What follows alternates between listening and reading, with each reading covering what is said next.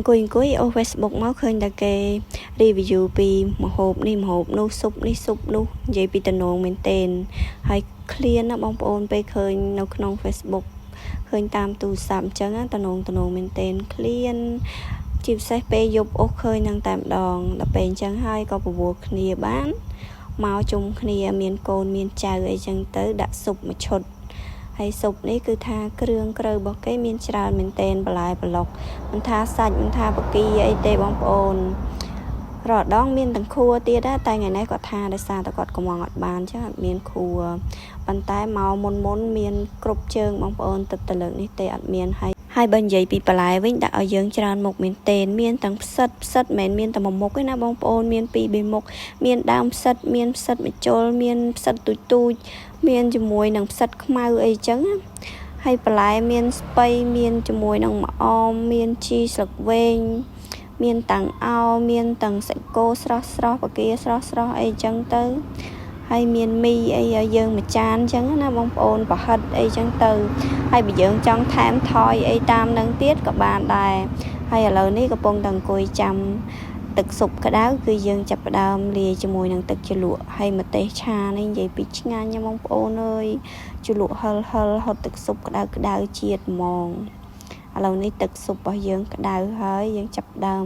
រៀបចំតែម្ដងអត់ទុកយូរទេបងប្អូនដោយសារមកពីឆ្ងាយហេវដែរអញ្ចឹងរៀបចំដាក់បន្លែដាក់សាច់អីចឹងទៅមានបកាមានសាច់គោមានជាមួយនឹងតសៃអីចឹងណាបងប្អូនតសៃកែងតសៃអីចឹងទៅហើយក៏ដាក់ពងមាន់ឲ្យយើងមួយមុខមួយគ្រាប់ពីលើនឹងទៀតយើងកូរដាក់ជាមួយនឹងសាច់របស់យើងទៅដោយសារតែខ្ញុំអត់បានកូរច្បល់មួយសាច់ខ្ញុំយកដាក់កូរក្នុងឆ្នាំងស៊ុបនឹងតែម្ដងហើយគ្នាប្រហែលជា7-10នាក់ដែរបងប្អូននិយាយពីថែមទឹកស៊ុបរហូតថែមហើយថែមទៀតថែមប្រហិតថែមសាច់ថែមអីមករហូតចឹងណាប៉ុន្តែយើងថែមហ្នឹងគេគិតលុយថែមបងប្អូនមិនមែនព្រីទេហើយជាពិសេសខ្ញុំចូលចិត្តសាច់នេះបងប្អូនសាច់តសៃកែងហើយនឹងក្អូមមាត់ហ្នឹងបងប្អូននិយាយថាពីឆ្ងាញ់ហើយយើងដាក់ចូលគ្នាទៅមានផ្សិតមានស្ពៃមានតាំងអោមានមីអីចឹងទៅយើងដាក់លាយគ្នាចឹងហើយអូយបងប្អូនហើយហត់ក្តៅនិយាយថាពីជាតិមែនទែនម្នាក់ថែមមួយចានហើយមួយចានទៀតហត់បែកញើសខ្ចាយហើយបន្ទាប់ពីយើងហត់ទឹកស៊ុបក្តៅហើយយើងហូបជាមួយនឹងកូកាអីមួយកែវអីចឹងបងប្អូនអូយនិយាយពីត្រូវគ្នាឥឡូវនេះដួសដាក់ចានហើយបងប្អូននិយាយថាពីឈ្ងុយហើយថែមថែមឡើងថែមមួយចានហើយមួយចានទៀតថែមផ្សិតថែមប្រហិតថែមសាច់ថែមលូកខ្សៃបងប្អូនថែមយកមកឆ្អែតបដ ாய் ណាយូរមកម្ដងបងប្អូនអញ្ចឹងហើយយើងហូបឲ្យហើយទៅកុំឲ្យ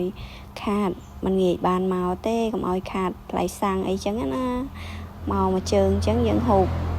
មកឆ្អែតនិយាយទៅហូបមកឆ្អែតអត់មានថាអូយខ្មាស់គេអីក្រែងចិត្តអ្នកនេះអ្នកនោះអីទេគេផ្សេងក៏គេមកហូបដូចតែយើងដែរ